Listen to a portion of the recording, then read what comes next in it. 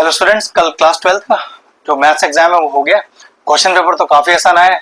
CBSE को thanks कि physics और केमिस्ट्री के पेपर के बाद एक आसान मैथ्स का पेपर दिया, क्योंकि जो बच्चे जेडबल एग्जाम देने वाले हैं उनको पीसीएम में 75% चाहिए।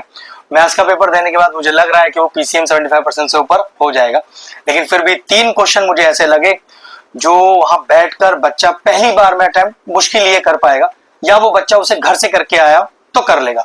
एक प्रूविंग का क्वेश्चन है, मैं करके दिखाता हूं। मैंने वो क्वेश्चन कॉपी पे लिख लिया है, देखना और मुझे बताना कमेंट करके कितने बच्चे इस क्वेश्चन को घर से करके गए थे या ऐसे करके आए हैं। मैं उसे करके दिखाता हूं। छोटा सा ऐसा ट्रिक है जो मोस्टली हम 12th क्लास में इस्तेमाल कम ही करते हैं, लेकिन उसका इस्तेमाल उसमें हुआ है। चलिए क्वेश्चन पढ़ते हैं। कह रहा है the probability of simultaneous occurrence of at least one of the two event X and Y is A. At least word कहां यूज किया जाता है? यूनियन के लिए।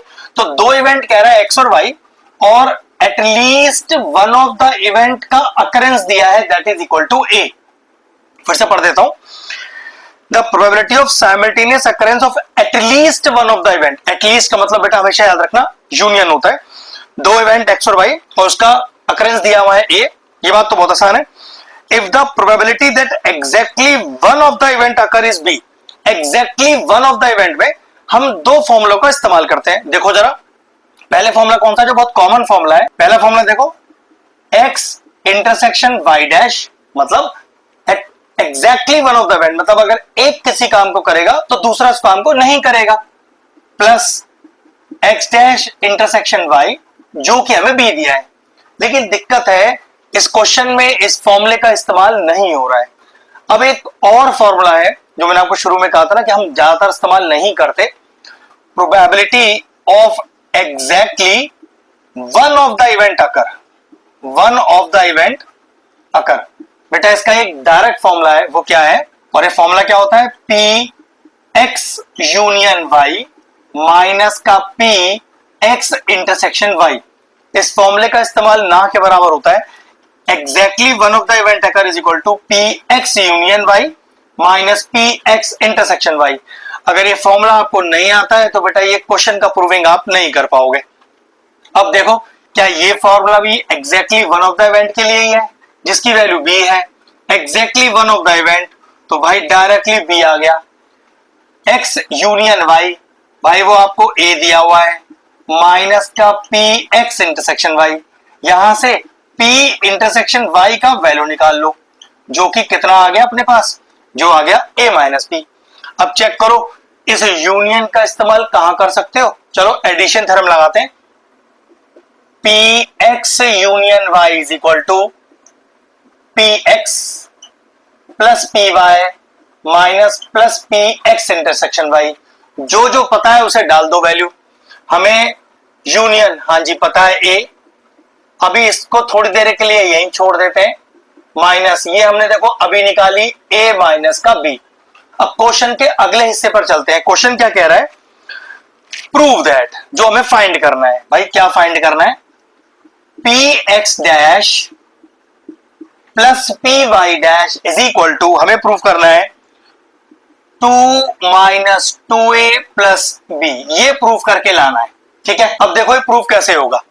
अब दिक्कत है, मुझे तो x डैश और y डैश चाहिए, मेरे पास px और py है, तो ये तो बड़ी आसानी से आ जाएगा। देखो कैसे?